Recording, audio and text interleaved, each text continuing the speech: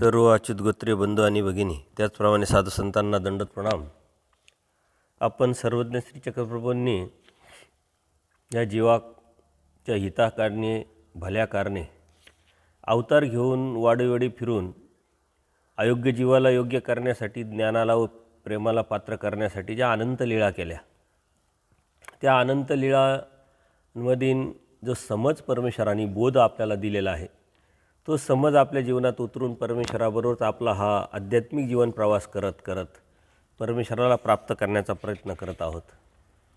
सर्वज्ञ श्री चक्रप्रभू वेरूळला आहे आणि वेरूळला अनेक दिवस देवाने राहण्याचं कारण, तिथं आजूबाजूला जे कणवेचे जीव आहे, तिथं महाराष्ट्राचा राजा देवगिरीला राहतो. त्यातले बरेचसे जे मातब्बर लोक आहे, श्रीमंत लोक आहे, महाजन लोक आहे, जे पंडित आहे, ते परमेश्वराला भेटायला येतात आणि त्यांच्या योग्यतेनुसार, त्यांच्या अधिकारानुसार, त्यांच्या कणवेनुसार परमेश्वर ह्या अयोग्य जीवाला योग्य करत करत ज्ञानाला प्रेमाला पात्र करत आहे. एकदा सारंग पंडित असंच देवगिरीला काही कामानिमित्त आलेले आहे आणि तिथे त्यांना गदोनाईक भेटले. गदोनाईक त्या राजाचे सावकार आहे, खजिनदार आहे. आणि त्यावेळेस त्या गदोनाईकांनी सारंग पंडिताला सांगितलं की कोणीतरी राजाला एक फळ आणून दिलं आहे आणि ते फळ त्या राजाने मला दिलं आहे, परंतु ते फळ काय आहे, त्याचं नाव काय आहे, हे कोणालाही माहीत नाही. राजाने राजदरबारात विचारल्यानंतर कोणालाही त्याचं नाव सांगता आलं नाही. तर तुम्ही कुठं जातात, काही कामानिमित्त आले आहात का, असं सारंग पंडिताला त्यांनी विचारल्यानंतर सारंग पंडित म्हणतात, आम्ही वेरूळला गोसाव्यांच्या दर्शनाला जातो आहे. या गदोनाईकाचंही देवाचं 2 वेळा दर्शन झालेलं आहे, तो ओळखतो आहे. आणि या दोघांची एक निष्ठा आहे की परमेश्वर सर्वज्ञ श्रीचक्रप्रभू बोध जरी नसला तरी त्यांना सर्व ज्ञान आहे ही जाणीव असल्यामुळं ते फळ गदोनाईक सारंग पंडिताला देतात आणि सांगतात की तुम्ही हे गोसावींना द्या आणि याचं नाव काय आहे हे विचारा. त्याचा सर्व वृत्तांत गदोनाईक सारंग पंडिताला सांगतात आणि त्या पद्धतीनं सारंग पंडित हो का म्हणून ते फळ घेऊन देवाकडे येतात. तर सारंग पंडित वेरूळला पोचलेले आहे. सर्वज्ञांना दंडवत घातला, श्रीचरणावर मस्तक टेकवलं, फळं भेट दिली आणि समोरच बसले. आणि त्या गदोनाईकांनी जे फळ दिलं होतं ते फळ दिल्यानंतर सर्व वृत्तीचा भेटीचा वृत्तांत सारंग पंडितांनी देवाला सांगितला का हे फळ राजाला भेटलं, कोणीतरी दिलं. त्यांनी सर्व राजदरबारात विचारलं की पण कोणालाही त्याचं नाव सांगता आलं नाही.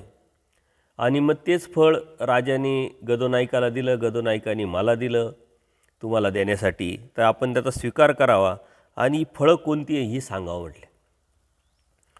तर देवाने सुद्धा ते फळ घेतलं. बरेच भक्तजन समोर बसलेले आहे आणि सहजच विचारलं की सांगा, कोणाला सांगता येईल का हे फळ काय आहे. आणि मग अनेक लोकांनी आपापल्या परीनं, आपापल्या विचारांनी, त्यांच्या कुवतीनुसार कोण काय सांगायचं असे बरंच सांगितल्यानंतर सारंग पंडित म्हणतात की देवा हे कोणालाच माहीत नाही, याचं नाव माहीत नाही. महादेव राजाने सुद्धा सभेत असंच विचारलं होतं, परंतु कोणाला ते सांगता आलं नाही आणि गदोनाईकाला सुद्धा सांगता आलं नाही, म्हणून गदोनाईकाला त्यांनी दिलेलं आहे. त्याच्यामुळे यांनासुद्धा हे सांगता येणार नाही, तर आपणच सांगावं अशी विनंती केली. आणि मग देव सांगतात की हे ऋतूचे नावाचे फळ आहे. ऋतू म्हणजे काय, प्रत्येक ऋतूनुसार हे फळाचा कलर वेगवेगळा येतो, त्याचं वैशिष्ट्य आहे. आणि 12ही महिने हे फळ येत राहतं असं वैशिष्ट्य देवाने सांगितलं. वेगळ्या पद्धतीचं वेगवेगळ्या ऋतूनुसार ते रंग धारण करतं, त्याची चव वेगळी असते, मधुरता, सुगंधता ही प्रत्येक वेळेस वेगळी असते म्हटले. आणि अशा पद्धतीनं देवाने त्याची सर्व माहिती दिली. आणि सर्व पंडितांनी सुद्धा विचारलं की ही कोणत्या ठिकाणी असतात असे फळं, आम्ही आजपर्यंत कधी बघितले नाही. तर देव म्हणतात एका बेटावर असतात आणि त्या झाडाला 12ही महिने हे फळं येत राहतात म्हटले. अशा पद्धतीनं पूर्ण माहिती दिली. आता अर्थात सारंग पंडित आहे, गदोनाईक आहे, ही वेदवंत नाही आहे, बोधवंत नाही आहे आणि पुढे जाऊन ते अनुसरले पण नाही आहे. परंतु एक दृष्टपर अभिलाषेपोटी देवाकडे येतात, दर्शनीय आहे आणि त्यांना माहीत आहे की इकडं देवाला सर्व ज्ञान आहे, सर्व जाणीव आहे. स्वार्थापोटी त्यांना वृत्ती देवाच्या माध्यमातून भेटलेली आहे आणि ती वृत्ती मला सतत भेटत राहावी किंवा आणखीनही काही लाभ व्हावा या उद्देशाने ही मंडळी देवाकडे येत राहतात. अर्थात दृष्टपर जेव्हा आपण भक्ती करतो तेव्हा देवाची जाणीव, देवाचं तत्त्वज्ञान, आचार विचार, तत्त्वसिद्धांत काहीही आपल्या डोक्यात येत नाही. कारण उद्देश हेतू तो आहे. आपला हेतू काय आहे, आपला उद्देश काय आहे, त्यावरती ही समज, ही ज्ञान, हे जाणीव भेटत असते. ह्या मंडळींनी दृष्टपर परमेश्वराकडे येणं जाणं असायचं. त्यामुळं देव काय आहे, देवाकडं किती ज्ञान आहे, आपण कोणताही प्रश्न विचारला तर त्याचं कसं ज्ञान तंतोतंत प्रमाणबद्ध देव सांगतात. त्यांची श्रीमूर्त, त्यांचं ते लावण्य, अनेक प्रश्नांना उत्तर देण्याची लकब, ह्या गोष्टीचा काही परिणाम त्यांच्यावर झाला नाही. याचं कारण का, ते फक्त आणि फक्त आपला लाभ, आपला हेतू, आपलं दृष्टपर फायदा हे बघतात. आजही आपल्याकडं समाजामध्ये असे बरेचसे लोक दिसतात की जे दृष्टपर फक्त भक्ती करतात, त्याच्यामुळं त्यांना तत्त्वज्ञानाची जाण, समज निर्माण होत नाही आणि कोणी सांगितलंही, किती ऐकलंही तरी त्यांच्या डोक्यात घुसत नाही. याचं कारण का, का त्यांना फक्त तो लाभाची अपेक्षा असते, लाभाची, फायद्याची अपेक्षा असल्यामुळं त्याच्या व्यतिरिक्त ते विचारच करत नाही. आणि आपल्या धर्माचं तत्त्व आहे, परमेश्वरीय धर्माचं तत्त्व आहे अहेतुक, अदृष्टपर. म्हणजे परमेश्वर प्राप्तीच्या अनुषंगाने जेव्हा आपली ही आध्यात्मिक प्रवास सुरू होईल, पलीकडचं आपल्याला जेव्हा दिसेल, अर्थात अदृष्टपर दिसेल, जे आपल्याला आज दिसत नाही परंतु त्याचा फायदा, आपलं भलं, आपलं हित जेव्हा कळेल, तेव्हा परमेश्वराने सांगितलेलं तत्त्वज्ञान, आचार विचार प्रणालीसुद्धा आपल्याला समजेल आणि ती समज निर्माण होऊन आपण त्या आचारावर जाऊ. अन्यथा जर आपल्याला देव पाहिजे नाही आहे तर देवाने काय तत्त्वज्ञान सांगितलं हे मात्र आपल्याला कधीच लक्षात येणार नाही. आणि या दृष्टपरामध्ये अडकल्यामुळं कितीतरी वर्ष लोकांनी उपदेश घेतला आहे परंतु तत्त्वज्ञान माहीत नाही, आचार विचार प्रणाली माहीत नाही, धर्म काय आहे, धर्म कशासाठी आहे, बोध काय, बोध दिला आहे, त्या बोधाचा मला काय लाभ होणार आहे, त्याची किंमत काय आहे, हे काही माहीत नाही. आणि म्हणून आपण ह्या अदृष्टपरातून बाहेर पडून, स्वार्थातून बाहेर पडून निरपेक्ष अदृष्टपर परमेश्वर व्हावा, परमेश्वर प्राप्तीच्या अनुषंगाने जेव्हा आपण विचार करू तेव्हाच हे तत्त्वज्ञानातलं आपल्याला जे मूळ मर्म आहे ते आपल्याला कळेल आणि त्यावरती आपण जाण्याचा प्रयत्न करू. असे कितीतरी लीळाचरित्रामध्ये भक्त आहे की जे दृष्टपर येतात, जातात, फायदा होतो आणि त्यात तेवढ्याच पुरतं ते मर्यादित राहतात. पण ते थोडा विचार करत नाही की जर नुसत्या दर्शनाने किंवा काही विचारल्याने जर आपल्याला एवढा फायदा होतो तर पुढं झाल्यानंतर किती मोठा फायदा होऊ शकतो. हा विचार न केल्यामुळं, त्यांचा अप्रयत्नामुळं ते तिथंच थांबले. आणि आपलंही तसं होऊ नये म्हणून आपण चिकित्सक असलं पाहिजे, प्रयत्न केला पाहिजे की आपण नुसतं परमेश्वर भक्तीला लागलो आहे, नामं घेतले, नामस्मरण करतो आहे, कोणत्याही प्रकारचं ज्ञान नाही, तत्त्व नाही, सिद्धांत नाही, त्यामुळं आचार प्रणाली नाही, आपल्या जीवनामध्ये कोणत्याही प्रकारची मी आचार करत नाही, तरीही मला स्वस्थता आहे. आणि जर त्याच्या पलीकडे जर मी थोडा अभ्यास करायला लागलो, थोडा आचाराचा विचार करायला लागलो, तत्त्व सिद्धांत जर पाळायला लागलो तर किती मोठा फायदा होईल. आणि जसं आपण पुढं जात राहू तसा हा फायदा आपल्याला दिसेल, कळेल. परंतु आपल्याला हेतू बदलावा लागेल आणि तो हेतू म्हणजे परमेश्वर प्राप्तीच्या अनुषंगाने निर्माण झालेला हेतू. तर त्याच्यासाठीच परमेश्वराने सृष्टी निर्माण केली, स्वतः अवतार घेतला, त्याच्यासाठीच बोध दिला, त्याच्यासाठीच अनंत लीळा केल्या, त्याच्यासाठीच ज्ञान आणि समज आपल्याला दिलेली आहे. बाकी दुसरा कोणताही उद्देशच नाही परमेश्वराचा. कारण परमेश्वराने कर्मवश सकळे पावे हा सिद्धांत सांगितला आहे. कर्माने आपल्याला सारं मिळतं आहे, परंतु एक वाचून परमेश्वर मात्र कर्माने मिळत नाही. परमेश्वर हा ज्ञानाने मिळत असतो आणि ते ज्ञान चिकित्सक वृत्तीनं प्रयत्नपूर्वक सातत्यपूर्ण जर आपण काढत राहिलो तरच आपल्याला ते समजेल, कळेल किंवा परमेश्वर देतील. आणि यासाठी आपला प्रयत्न महत्त्वाचा आहे. पुढं सत्य आहे, याच्याही पलीकडं खूप काही फायद्याचं आहे, याच्याही पलीकडं खूप मोठं सुख आहे, हा जेव्हा विचार करू तेव्हाच आपल्याला ते प्राप्त होईल. त्यानंतर दुसऱ्या दिवशी तिथंच सारंगपंडित मुक्कामी राहिलेले. दुसऱ्या दिवशी सारंगपंडितांनी देवाला विनंती केली. त्यांनी काही चपात्या, रोट्या तयार केल्या, केळी आणली आणि तूप, केळीचं जेवण देवाला दिलेलं आहे. देवाने ती विनंती त्यांची स्वीकारलेली आहे. आणि ही बनवलेल्या उरलेल्या रोट्या किंवा काही केळी उरल्या आता सारंगपंडितांनी त्या बरोबर घेऊन जायच्या किंवा दुसऱ्या भक्तांना द्यायच्या, वाटून द्यायच्या, परंतु त्यांनी तसा विचार न करता ते उरलेले ज्या चपात्या आहे किंवा केळी आहे, तूप आहे, ते देवालाच देतात आणि सांगतात की देवा हे पण घ्यावं. देव बघतात त्याच्याकडं आणि देव म्हणतात, पांड्या आम्हालाही आता ही उष्टी केळी उष्ट्या रोट्या देतात का म्हटले. आणि त्यावेळेस ते ओशाळले, त्यांना काहीच समजलं नाही. ते गप्प बसले, काहीच बोलले नाही आणि तिथून निघून गेले. निघून गेल्यानंतर गदोनायकाची भेट झाली आणि गदोनायकाला सर्व वृत्तांत सांगितला. अर्थात आपण जेव्हा दुसऱ्याला देतो तेव्हा चांगल्यातलं चांगलं देण्याची वृत्ती आपली असली पाहिजे. आपलं उष्ट असेल, आपलं उरलेलं असेल किंवा काहीतरी द्यायचं म्हणून द्यायचं या उद्देशाने आपण कधी कोणाला काही देऊ नये. मग तो कुणी का असे ना, मग आपले सोयरेधायरे असले, आपले नातेवाईक असतील, संबंधी असतील, त्याच्या पलीकडं जाऊन परमेश्वराच्या धर्मातले नामधारक असेल, वासनिक असेल, साधू संत असतील, जे बी आहे ते दुसऱ्याला देण्याची प्रवृत्ती आपली चांगली असली पाहिजे. आणि ती चांगली वृत्ती असेल तरच ती प्रतिकारंता आपली वाढते आणि ती परमेश्वरापर्यंत जाते. हा जो उद्देश आहे हा ऊर्ध्वगतीचा आहे. उरलंय म्हणून टाकून द्यायच्या ऐवजी मग यांना देऊन टाका, ही जर प्रवृत्ती जर आपली असेल तर ही चुकीची आहे. आणि देवानी आपल्या सारंगपंडिताच्या माध्यमातून आपल्याला हेच सांगितलेलं आहे की दुसऱ्याला ते चांगलं द्यावं आणि जे उरलेलं आहे ते आपण उपयोगी लावावं. परंतु ही प्रवृत्ती आहे. अनेक ठिकाणी मला असे काही अनुभव आलेले आहेत. शेतकरी जेव्हा कोणी साधू संत काही आणायला जातात, धान्य वगैरे गोळा करायला जातात, भिक्षेला जातात, तेव्हा काही लोकांची प्रवृत्ती दिसते. जेव्हा ते शेतकरी गहू वगैरे काढतात तेव्हा खाली पडलेले गहू असतात ते गोळा करून एक गोणी वेगळी केलेली असते, त्याला मातेरं म्हणतात, म्हणजे मातीतला गहू. आणि ती बाजूला ठेवण्याचं कारण आहे का कोणी साधू आले तर त्यांना द्यायचं. म्हणजे ही जी प्रवृत्ती आहे ही प्रतिकारांता नीच गतीची असल्यामुळं ती परमेश्वराच्या धर्मापर्यंत जाऊ शकत नाही. जे चांगलं आहे ते द्यावं, अन्यथा नाही म्हणावं. आपली प्रवृत्ती असेल, आपली शुद्धता असेल, आपली अवस्था असेल किंवा आपली इकॉनॉमिक जी बी आहे ती जर आपली व्यवस्थित जर परिस्थिती असेल तर आपण द्यावं, अन्यथा नाही म्हणावं. द्यायचं असेल तर चांगलं द्यावं, चांगलं देण्याची इच्छा ठेवावी. नाहीतरी आपण नातेवाईकांमध्ये, स्वैरधाऱ्यामध्ये या गोष्टी पाळतो, परंतु दैवराटी असेल किंवा साधू संतांना दान द्यायचं असेल तर मात्र आपल्या तिथं साधूंना काय करायचं आहे, काही चालतं. अशा पद्धतीनं ही वृत्ती निर्माण झालेली आहे.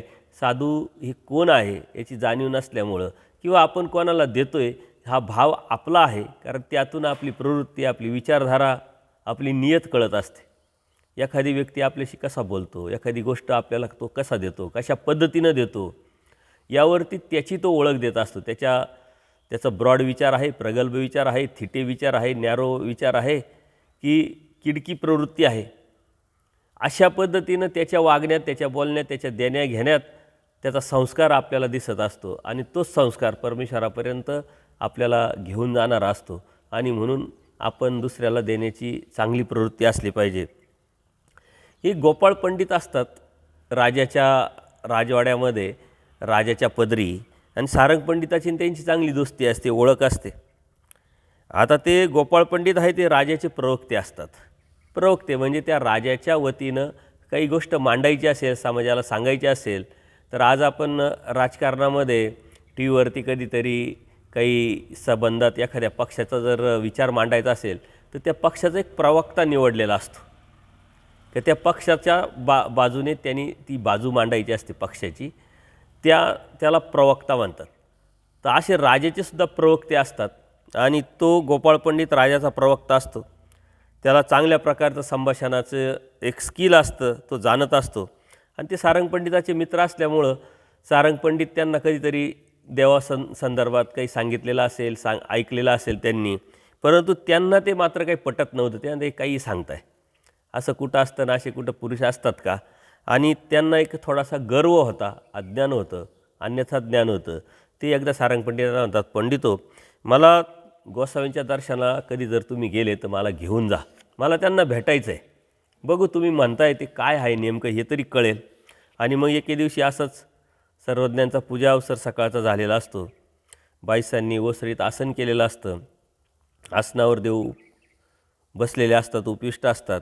आणि त्याच वेळेस सारंग पंडित या गोपाळ पंडितांना घेऊन देवाकडे येतात, सर्वज्ञांच्या दर्शनाला येतात. दंडोत घालून श्रीचरणावर मस्तक ठेवून सारंग पंडित समोर बसतात.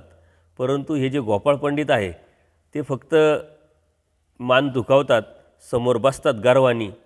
आणि त्यावेळेस मात्र सर्वज्ञांच्या समोर बरीच भक्तिजन मंडळी बसलेली असते, राजकीय मंडळी बसलेली असते, घनदाट सभा बसलेली असते. कारण देवाची आता बरीच जाहिरात किंवा देवाची सर्व माहिती झालेली असते आणि बरेचसे लोक देवाच्या दर्शनाला येतात, काही ऐकतात आणि त्या पद्धतीनं त्याची जी योग्यता आहे, प्रवृत्ती आहे, त्याला ते देव देतात. अशी सभा बसलेली असते. त्याच गोपाळ पंडित ऐटीत बसलेले असतात गर्वानी, का हे काय येतं त्यांना, जसे इतर गोसावी साधू असतात तसे हे असतील.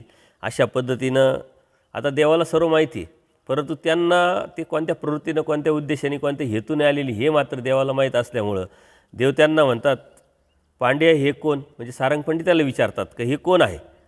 कारण आता सारंग पंडित काय सांगतात त्यावरती आता लक्षात येईल. सारंग पंडित म्हणतात, जी माझे मित्र आहे, राजाचे शास्त्रवक्ते प्रवक्ते आहे म्हणले, आणि ते असंख्यित बोलून राजालाही प्रभावित करतात, खूप सुंदर बोलतात म्हणले, आणि ते अत्यंत प्रभावित करणारे वक्ते आहे म्हटले, चांगलं वक्तृत्व करणारे. आता सारंग पंडितसुद्धा अज्ञानीच म्हणावं, कारण त्यांना देवाची बऱ्याच वेळा माहिती झालेली आहे, अनुभूती आलेली आहे, प्रचिती आलेली आहे.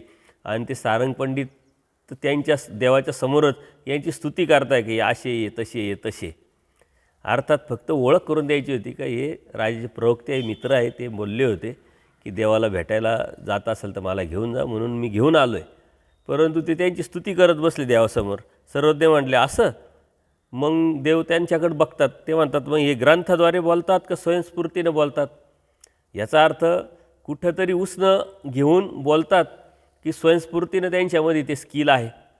तर कधीतरी कोणीतरी काय करतं की आपण ॲक्टिंग करतो, त्याचं काहीतरी ऐकतो, वाचतो, लक्षात येतं, त्यातूनच आपण सांगत असतो. काहींना एक गॉड गिफ्ट असतं, स्वतःचंच स्वयंस्फूर्तीनं स्किल असतं.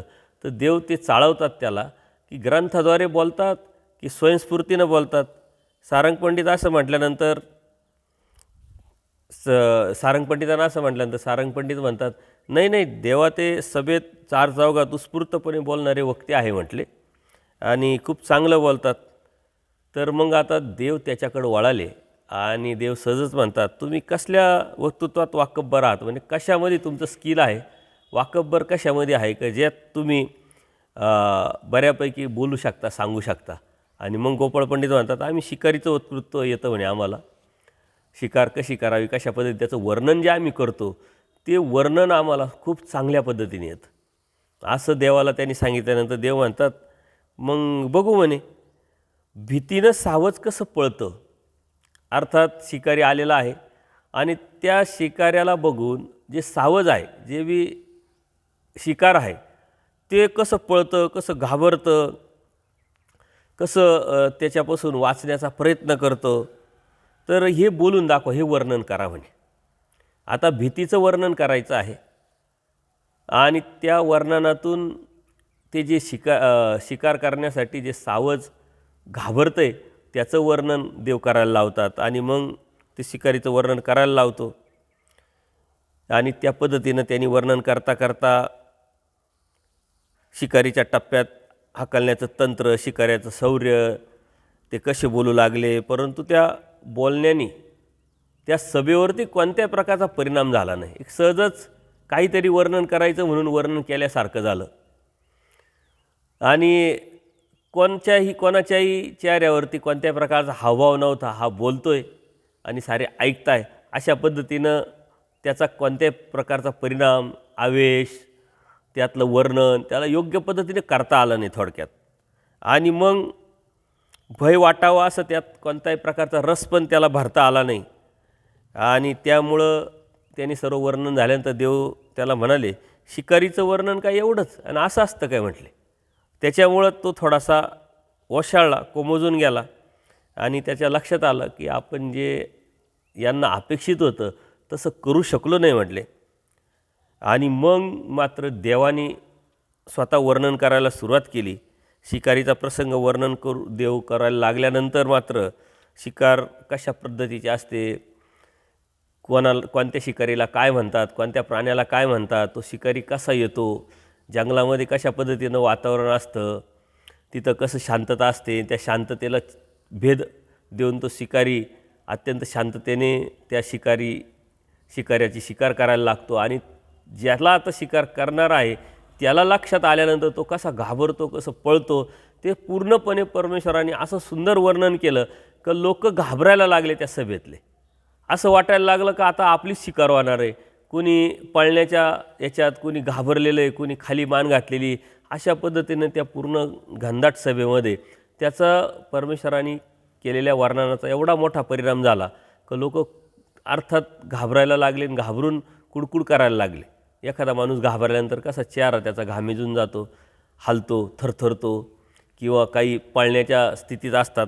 अशा पद्धतीनं देवानी असं वर्णन केलं की हुडहुड करीत सावध येतं आणि त्या पद्धतीनं ते वर्णन केल्यानंतर गोपाळ पंडित देवाकडे पाहतच राहिले आणि सर्व घाबरले लोक आणि काही लोक तर अक्षरशः आता या सभेतून पळून जाण्याच्या तयारीत उठायला लागले आणि मग देवाने ते वर्णन बंद करून तो जो रस उतरावला होता, रस टाकला होता, तो रसाचा आवेश जो आहे तो परमेश्वराने आकर्षित घेतला आणि लोक शांत झाले. आणि मग मात्र तो गोपाळ पंडित एकदम वशाळला आणि त्यानंतर देवाने परत अशा पद्धतीने वर्णन करायला लागला. आता जो शिकारी आहे तो शिकाऱ्याच्या वर्णन परमेश्वर करायला लागले की तो शिकारी कसा येतो, त्याच्यामध्ये कसा आवेश आहे, कसा उत्स्फूर्त असा त्याच्यामध्ये द्वेष आहे, तो शिकारी मारण्यासाठी, शिकाऱ्याला मारण्यासाठी कशा पद्धतीनं प्लॅनिंग करतो. अशा तयारीत त्यांनी देवानी तो रस आता टाकलेला आवेशाचा सावजावरती त्यांनी तुटून पडावं आणि त्या पद्धतीनं त्याच्यामध्ये असलेलं ते शौर्य वर्णन परमेश्वर करायला लागले. आणि हे वर्णन करता करता अचानक तिथे सारे जे लोक त्यांच्यावर परिणाम झाला. ज्यांच्याकडे जे हत्यारं आहे, काही राजकीय लोक आहे, त्यांचे हात मूठ साऱ्या तलवारीवर गेल्या, ब्याण्यावर गेला का तसं काय आपणच ते शिकारी आहोत आणि आपण शिकार करायला आलेलो आहोत. आणि अशा पद्धतीनं तो आवेश वीरश्री संचरली आणि ते सज्ज झाले. त्या पद्धतीनं देवानीसुद्धा मग शेवटच्या मोमेंटला त्या वीररसाचं जे अवतरण आहे सर्वज्ञांनी आकर्षून घेतलं. आणि मग मात्र गोपाळ पंडितांना एवढं आश्चर्य वाटलं की आजपर्यंत हे मी कधी ऐकलं नाही, कधी पाहिलं नाही, कधी अनुभवलं नाही आणि मी विनाकारणच खूप मोठा वक्ता आहे असं म्हणून मिरवत होतो आणि यांच्याकडं मी यांचं परीक्षा बघायला आलो होतो किंवा यांना हरवायला आलो होतो. अशा पद्धतीनं जो भाव त्यांचा होता तो पूर्णपणे निघून गेला. त्यांना ती पुसटशी कल्पना सुद्धा नव्हती का आपण आलो कशासाठी ना आपल्याला भेटणार काय. आणि मग देवाला ते स्तुती करायला लागले, देवा आहे आम्ही कधी ऐकलं नाही, कधी पाहिलं नाही, त्याच्यामुळं आम्हाला ते माहिती पण नाही, आपण सर्व विद्यांचे उगमस्थान आहेत असं बोलून पुष्कळशी देवाची त्यांनी स्तुती केली. मग पान फूल सुपारी त्यांनी आणलेलं होतं ते देवाला अर्पण केलं, दंडोत घातले, श्रीचरणावर मस्तक टेकवलं आणि देवाची अनुमती घेऊन ते परत निघाले. अर्थात तो गर्व आहे, त्या गर्वातून परमेश्वराला त्यांना काढायचं आहे, त्यांची कणव आहे, सारंगपंडितच्या माध्यमातून ते आलेले आहे. आणि आजही आपल्या मनामध्ये, आपल्या भावनेमध्ये बऱ्याच अशा गैरसमज, अज्ञान आहे की मला हे येतं, मला ते येतं आणि माझ्या इतकं तसं कोणी करू शकत नाही. हा जो भाव आहे, जो गर्व आहे, हे आपल्यामध्ये आहे, ते आपणच आपल्या मनाने निर्माण केलेलं आहे. पण परमेश्वर म्हणतात जाणून नेणे तो सदैव. मला जरी येत असलं तरी मला काहीच येत नाही, हा जो भावना आहे, हा भावना आपल्या हृदयात, आपल्या मनात, आपल्या बुद्धीत जर आपण रुजू शकलो तर तो सुदैव असतो, म्हणजे तो चांगला मनुष्य असतो. परंतु आपल्याला कोणत्याही प्रकारची कोणती गोष्ट येत नसतानाही आपल्याला खूप काही येतं, ही भावना आपली असते. आणि दैवराटीमध्ये या अशा बऱ्याच लीळाचरित्रामध्ये अशा बऱ्याच गोष्टी, बऱ्याच लीळा आपल्याला ऐकायला भेटतील का अनेकांचे गर्व परमेश्वराने हरण केलेले आहे आणि परमेश्वराचं परमेश्वरत्व त्यांनी दाखवलेलं आहे. अर्थात सारंगपंडिताचे तर अनेक भेटी झाल्या, पण गोपाळ पंडिताची पहिलीच भेट होती आणि पहिल्याच भेटीत त्यांना एवढं आश्चर्यजनक पाहायला भेटल्यानंतर त्यांनी बरेच वेळा चर्चा करणं, प्रश्न विचारणं, देवाला समजून घेणं, जाणून घेणं आणि त्यानंतर परमेश्वराला शरण जाणं अपेक्षित होतं. परंतु तो प्रयत्न हा जीवाचा नसतो आणि या अप्रयत्नामुळंच हा जीव आजपर्यंत धर्मापासून दूर जात राहिला, अनंत नरकात दुःखात जात राहिला. कारण त्यांनी ज्या राजाच्या दरबारात त्यांनी जे कार्य केलेलं आहे त्या कार्याच्या पलीकडं काहीतरी त्याला अलौकिक असं पाहायला भेटलं आहे, ऐकायला भेटलं आहे आणि प्रत्यक्ष अनुभवायला भेटलं आहे. तो पूर्णपणे देवाचा व्हायला पाहिजे होता, परंतु होत नाही. याचं कारण का तो आला त्याच उद्देशाने, त्याला तेवढंच पाहायचं होतं, तेवढंच ऐकायचं होतं, तेवढंच घ्यायचं होतं, तेवढंच तो घेऊन गेला. तसं ह्या धर्मामध्ये कोणत्या उद्देशाने आलेलं आहे त्याला तेवढं भेटलं की तो तिथंच थांबतो. कितीतरी लोक आहे की मुलं होत नाही म्हणून येतात, व्यवसायामध्ये अडचणी म्हणून येतात, भय आहे, कशाची तरी भीती आहे म्हणून येतात, दुःख आहे, काहीतरी बाहेरचं झालं आहे, मानसिक आजार आहे, हा प्रॉब्लेम आहे, तो प्रॉब्लेम आहे, असे त्या उद्देशाने येतात आणि त्या उद्देशाने धार्मिकता करतात. त्या उद्देशानेच सर्व काही धार्मिकता करत असताना ती मिळेल त्या अपेक्षेत राहून ते मिळालं तरी त्याच्यातच समाधान मानतात, पुढं जाण्याचा प्रयत्नही करत नाही. जर आपल्याला सगळीकडे फिरून आपला जर रिझल्ट भेटला नाही आणि इथं आल्यानंतर आपल्याला ते भेटलं आहे तर त्याच्या पलीकडे विचार केला पाहिजे. आणि असे बरेचसे लोक आम्हाला भेटत राहतात की बाबा मला बाहेरचं होतं, माझ्या मिसेसला होतं, याचं होतं, तसं होतं, आम्ही खूप फिरलो, पण मग इथं आल्यानंतर आम्हाला बरं वाटलं ना, आम्ही त्यातून निघालो. अरे मग बरं वाटलं, त्यातून निघालं, हा रिझल्ट तुम्हाला भेटला, याचा अर्थ इथंच सर्व काय आहे. मग पुढं सरकणे आपली ड्युटी, आपलं कर्तव्य.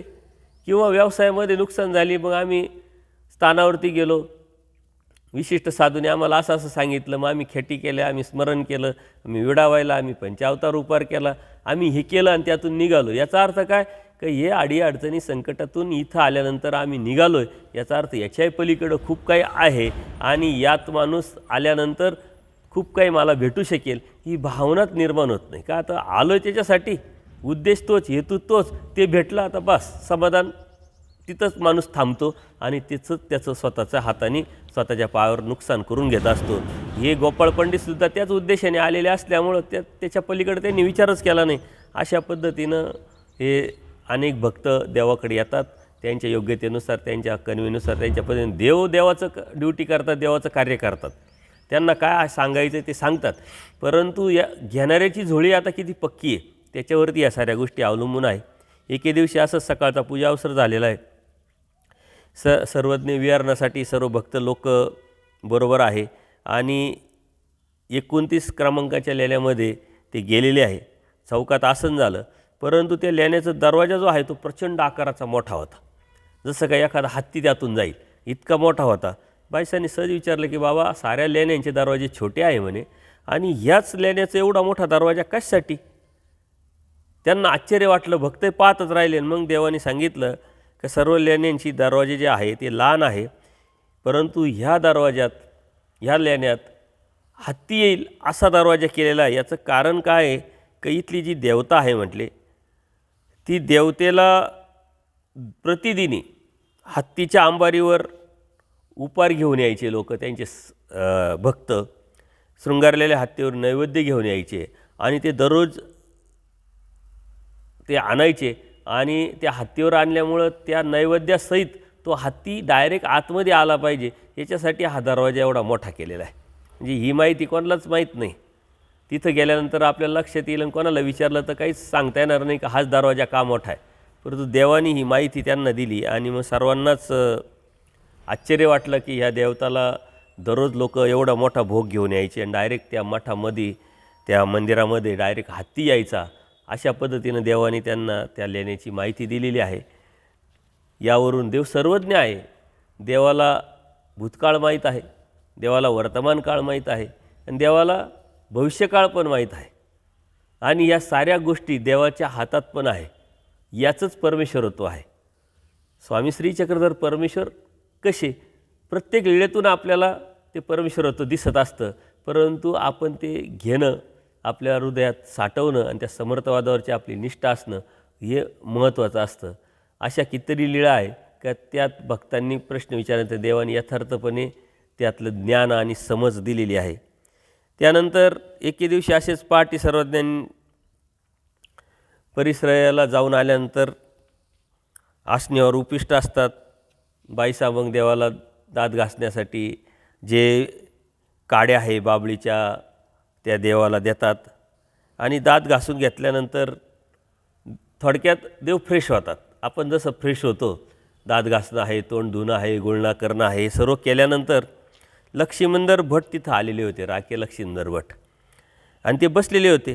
तर देवानी जे गुळणी वगैरे केली त्याचं एक पात्र, प्रक्षालन केलेलं जे पाणी आहे ते टाकण्यासाठी जे पाण्याचं भांडं बाईसांनी देवाला दिलेलं होतं, तर ते भांडं भरलं, देव फ्रेश झाले. आणि मग लक्ष्मण भटांनी ते हातात दिलं, त्यांच्या हातात दिलं की हे जाऊन टाकून या, बाईसांनी त्यांना दिलं. तर ते लक्ष्मण भटांनी त्यांनी ते घेतलं, टाकायला गेले. तिथं बाजूला गेल्यानंतर त्यातलंच तीर्थप्रसाद स्वतः त्यांनी स्वीकारला आणि ते बाकीचं जे आहे ते टाकून परत आले. आता देव सर्वज्ञ आहे, देवाला माहिती आहे. प्रत्येक वेळेत सर्वज्ञांचं सर्वज्ञपण आपल्याला दिसत असतं, समजत असतं, कळत असतं, जाणवत असतं. देव त्यांना म्हणतात की असं पाणी घेऊ नये म्हणे. आता देवाच्या समोर त्यांनी काही घेतलं नव्हतं, देवाला त्यांनी काही सांगितलं नव्हतं, कोणी सांगितलेलं पण नव्हतं, तरी देव म्हणतात असं पाणी घेऊ नये. तर ते म्हणतात जी घेतल्यावर काय होतं, तर ते म्हणतात जर घेतलं तुम्ही तर हाडीमाशी खेळलेल्या मुरलेल्या पापाचं पूर्ण क्षालन होईल, तुम्ही शुद्ध व्हाल आणि तुम्हाला परमेश्वर प्राप्त होईल, हे 100% आहे. परंतु यदा कदाचित त्याविषयी जर तुम्हाला घृणा निर्माण झाली, किळस निर्माण झाली, तर त्याच्यासारखं मोठं पाप पण नाही म्हटले. ते कल्पना करू शकणार नाही एवढं मोठं पाप आहे, कारण ती घृणा पुढं जाऊन डायरेक्ट नित्य नरकापर्यंत घेऊन जाईल तुम्हाला. आणि मग असं करू नये म्हटले. परत समाजासमोर जर तुम्ही असं केलं तर लोकांच्या निंदेला पात्र व्हाल, लोकांना घृणा वाटेल, तुम्हाला नाही वाटली तर लोकांना घृणा वाटेल. त्याच्यामुळं संग्रह पाळावा, कोणत्या वेळेस काय करायचं, कोणत्या वेळेस काय घ्यायचं, कोणत्या वेळेस काय नाही घ्यायचं, हे लक्षात घेतलं पाहिजे. लोक बघतील, तुम्हाला नावं ठेवतील आणि त्यातूनसुद्धा तुम्हाला दोष लागेल, अविधी घडेल म्हटले. आणि त्यामुळं तुम्ही असं करू नये म्हटले. आणि कोणाच्या तरी या अशा प्रवृत्तीला, अशा विचाराला, अशा क्रियेला तुम्ही निमित्त व्हाल म्हटले.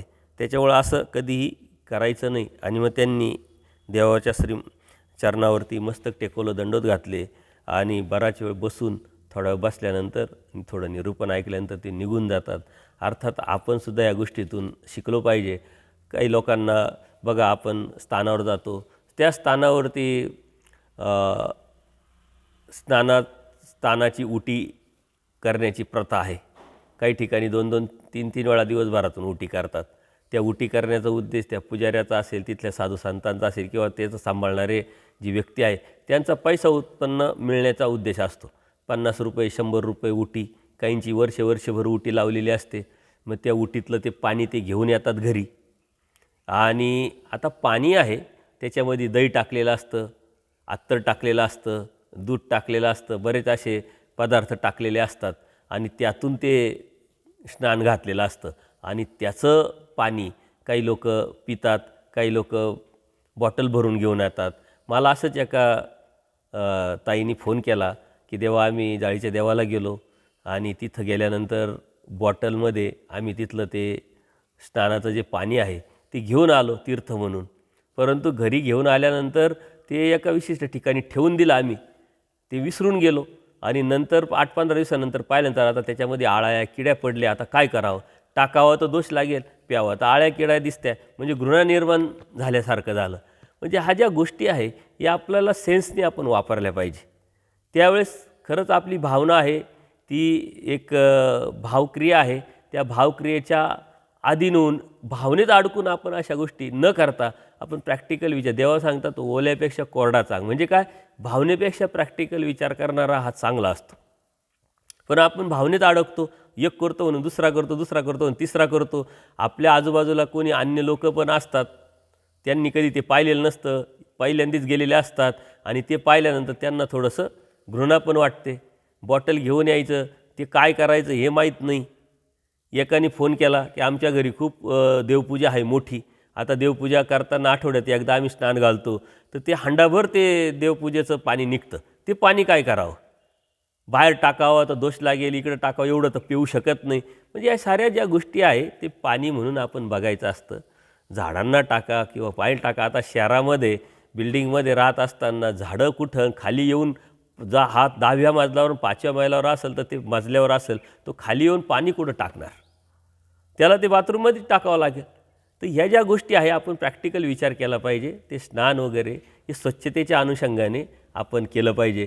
काहींनी विचारलं की आम्हाला आमच्या गुरूंनी सांगितलं का देवपूजेला दररोज स्नान घातलं पाहिजे. तुम्ही दररोज स्नान घालता, मग देवपूजेला का दररोज नको? आता दररोज घालायचं म्हटल्यानंतर त्या साऱ्या गोष्टी कराव्या लागतात. मग ते पाणी आलं, ते हे आलं, कामाच्या व्यापामध्ये कधी जमतं, कधी नाही जमत, कधी मागं पुढं होतं. तीसुद्धा लोकांच्या डोक्यात भीती घुसली की बघ मागं पुढं झालं तर, एखाद्या वेळेस नाहीच जमलं तर, कुठं गावालाच गेलो तर. एक भक्ताने फोन केला की बाबा मला गावाला जाताच येत नाही, सोयरे काही कार्यक्रम असतात, का बरं जाता येत नाही? म्हणजे घरी देवपूजा आहे, त्या देवपूजेचं व्यवस्थित मलाच करता येतं, घरच्यांना करता येत नाही. मग देवाला उठवणं आहे, देवाला झोपवणं आहे, देवाला उपार करणं आहे आणि मी नसल्यानंतर ते होणार नाही, ही मनात माझी भीती आहे. आणि मग त्यातून मग आम्हाला पाप लागेल, दोष लागेल, त्याच्यामुळं मला कुठं जाताच येत नाही, अडकून गेल्यासारखं झालं आहे. म्हणजे देव हा मुक्तीसाठी आहे का बंधनासाठी आहे हेच लोकांना कळत नाही. या साऱ्या भावक्रिया आहे, स्नान घालणं आहे, स्वच्छता आहे, उपार दाखवणं आहे, या भावक्रियेचा पक्षकार म्हणतात स्वीकार होत नाही, फक्त संस्कार लागतो. आपण केलं तर आपले लहान मुलं दंडोत घालतात, देवपूजा करतात, उपार दाखवतात, एक तो संस्कार म्हणून त्याकडे बघायचं असतं. त्याच्यातून दोष लागेल याची भीती मनामध्ये आणणं किंवा साधू संतांनाच्या पायावरती पाणी टाकणं, ते पाणी आपण स्वतः पिणं, हे अत्यंत चुकीचं आहे, धर्माच्या कोणत्याही चौकटीत बसत नाही. एकदा आचार्यांच्या स्मृतिस्थळामध्ये आचार्यांच्या संदर्भात अशी स्मृती आलेली आहे का काही वासनिक लोक त्यांच्या पायावरती पाणी टाकून तीर्थ घ्यायला लागले. तर आचार्यांनी प्रॅक्टिकल ते म्हणे आमच्या पायावर तुम्ही पाणी टाकतात आणि पितात कशासाठी? म्हणे आमचा कर्मनाश होईल. म्हणले मग तुम्ही आता आमच्या पायावर पाणी टाका, आम्ही पण पितो तेच पाणी. म्हणे अहो तुम्ही कसं काय पिता? म्हणे आमच्या पायाच्याच पाण्यात पायातल्या पाण्याने जर तुमचा कर्मनाश होत असेल तर आमचा कर्मनाश आमच्याच याने का नाही होऊ शकत? तर म्हटले हे तीर्थ फक्त स्वामी श्री चक्रधर सन्निधानात असताना श्रीचरणाचं तीर्थ ते आपण घ्यावं, बाकी आम्हाला फक्त दंडोत आणि जे विशेष आहे, जे आपलं स्थान आहे, हे फक्त वंदनासाठी आहे. या भावक्रियेच्या नावाखाली बऱ्याच धर्मात गोष्टी चालू आहे आणि त्यातून त्या साधू संतांपर्यंत आलेल्या आहे. साधू संतांपर्यंत आता एकदा मी असंच एका मार्गात गेलो तर काही अन्य लोक पण होते, माझ्याबरोबर होते, काही दुसऱ्यांबरोबर होते. ते देवाचं बाबांचं स्नान चालू होतं आणि बाबांचं स्नान अगदी अशा पद्धतीने चालू होतं की ज्या पद्धतीनं आपण उटी करतो. मग दही टाकणं, अत्तर टाकणं, ते बाबांच्या अंगावरती एका एकाने मग ते टाकणं. तर ते अन्य लोकांना सांगितलं टाका तुम्ही टाकलं. मग त्या बरेच लोक पाणी टाकायचे आणि बाबाचं त्यांच्या पायाचं ते तीर्थ घ्यायचे. तर त्या अन्य लोकांना ते अत्यंत घाण आणि चुकीचं वाटलं, कारण त्यांनी कधी गेलेलं नसेल, बोध नाही, तेवढा जाणीव नाही आहे, तर त्यामुळे ते विपरीत होण्याची पण शक्यता असते. आणि शक्यतो हे चुकीचंच आहे. साधू संतांच्या पायावरती पाणी टाकणं ठीक आहे, तो एक संस्कार आहे. कारण सोयरेदारी आल्यानंतरसुद्धा आपण पाय धुण्यासाठी, फ्रेश होण्यासाठी पाणी ठेवतो, परंतु त्याच्या पुढची जी क्रिया आहे ती मात्र चुकीची आणि ती कोणीही करू नये आणि दुसऱ्यांसमोर तर अजिबात करू नये. त्यासाठी देवाने सांगितलं संग्रह पाळावा, कारण समाज व्यवस्था काय आहे, सृष्टी व्यवस्था काय आहे, आजूबाजूचे लोक काय आहे हे आपण बघून त्या पद्धतीनं घेतले पाहिजे.